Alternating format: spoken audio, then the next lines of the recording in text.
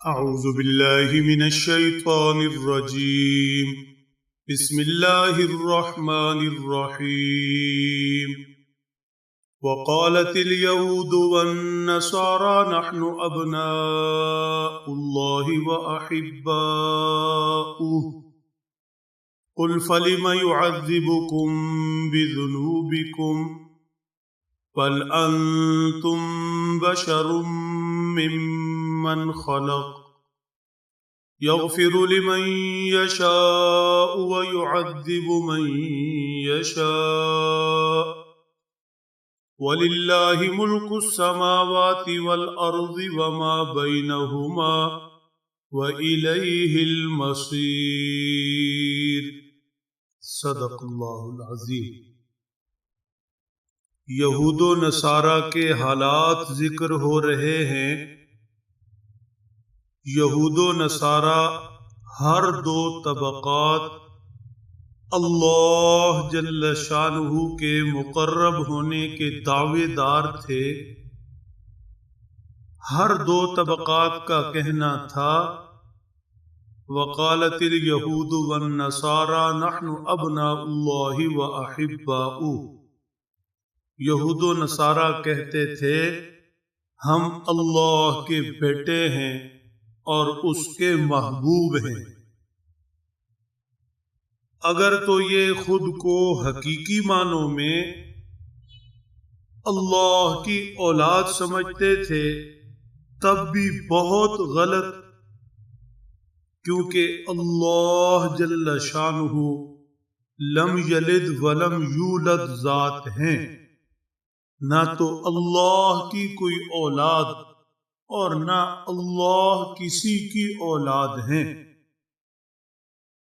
اور اگر اس زوم میں یہ کہتے ہوں کہ جس طرح اولاد بندے کو پیاری ہوتی ہے تو یہ بھی اللہ کے ایسے ہی پیارے اور اولاد کی طرح محبوب ہیں، تب بھی ان کا نظریہ غلط، کیونکہ انہوں نے اللہ جل شانہ کی کھلی بغاوت کی، کھلے گناہوں کا ارتکاب کیا.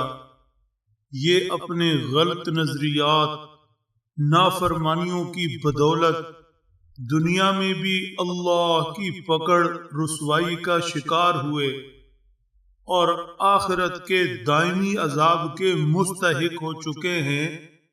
اس تناظر میں یہ اللہ کے بیٹے یا اللہ کے محبوب کیوں کر ہو سکتے ہیں؟ یہود و نصارہ کا یہ غلط نظریہ ہے. قل فلم يعذبكم بذنوبكم. حضرت صلی اللہ تعالی علیہ وسلم سے ارشاد ہوا کہ آپ ان سے پوچھیں کہ اگر تم اپنے تئیں اپنے گمان میں اللہ کے بیٹے اور محبوب ہو تو پھر اللہ نے تمہیں تمہارے گناہوں کی وجہ سے پکڑا کیوں؟ تم اللہ کے عذاب کا شکار کیوں ہوئے؟ بل انتم بشر ممن خلق. صاف لفظوں میں ذکر فرما دیا ایسا کچھ بھی نہیں. نہ تم اللہ کے محبوب نہ تم اللہ کے بیٹے، بلکہ تم تو انسان ہو، بشر ہو. جیسے دوسرے انسانوں کو، بشر کو اللہ نے پیدا کیا ایسے تمہیں بھی پیدا کیا. اللہ خالق کل کائنات ہے اور تم اس کی مخلوق. یغفر لمن یشاء ویعذب من یشاء.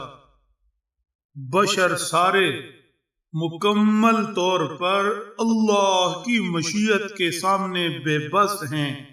اللہ جسے چاہیں معاف کر دیں، بخش دیں، اور جسے چاہیں عذاب سے دوچار کر دیں. اللہ ہی جانتے ہیں کہ کون کس لائق ہے، اسے بخشا جائے یا اسے سزا دی جائے. اللہ مختار ہیں، قدرت والے ہیں، اور انسان و بشر رب تعالی کی قدرت کے سامنے بے بس عاجز لاچار۔ وَلِلَّهِ مُلْكُ السَّمَاوَاتِ وَالْأَرْضِ وَمَا بَيْنَهُمَا، اللہ کی بادشاہت ہے آسمان و زمین میں بھی اور ان کے مابین فضا میں بھی، سب اللہ کی ملکیت میں ہے۔ جب سب اللہ کی ملکیت میں ہیں تو کون اللہ سے جان چھڑا کر بھاگ سکتا ہے؟ اللہ جسے چاہیں گے اپنی گرفت کے اندر لے لیں گے۔ دنیا میں بھی ایسا ہی ہے، وَإِلَيْهِ الْمَصِيرُ، اور پھر آخرت میں سب کو حق تعالی کی طرف لوٹنا ہے، رب تعالی کے حضور پیش ہونا ہے۔ وہاں ایمان و اعمال کے حساب سے اللہ بندوں کے مابین فیصلے کریں گے۔ کوئی اللہ کا محبوب اور پیارا نہیں۔ اللہ نے اپنے پیارا ہونے کے لیے انبیاء کو بھیجا، جس نے ایمان لایا اور اللہ کی مرضی پیغمبر کی تعلیمات پر زندگی گزاری، وہ اللہ کا پیارا ہے۔ محض زبانی دعوے کرنے سے اور زبانی طور پر خود کو اللہ کا پیارا بیٹا کہنے سے بات نہیں بنتی، ایمان لانا پڑے گا، ایمان کے مطابق زندگی گزارنی پڑے گی، پھر اللہ کی محبت نصیب ہوگی۔ ارشاد فرمایا، قُلْ إِن كُنتُمْ تُحِبُّونَ اللَّهَ فَاتَّبِعُونِي، حبیب مکرم صلی اللہ علیہ وسلم اپنی امت کو قیامت تک آنے والے قرآن پڑھنے والوں کو پیغام دے دیں، اگر چاہتے ہو کہ اللہ تم سے محبت کرے تو پھر میری اتباع کرو۔ پیغمبر کی اتباع میں اللہ نے اپنی محبت رکھی ہے۔ اللہ سمجھ دیں، عمل کی توفیق بخشے۔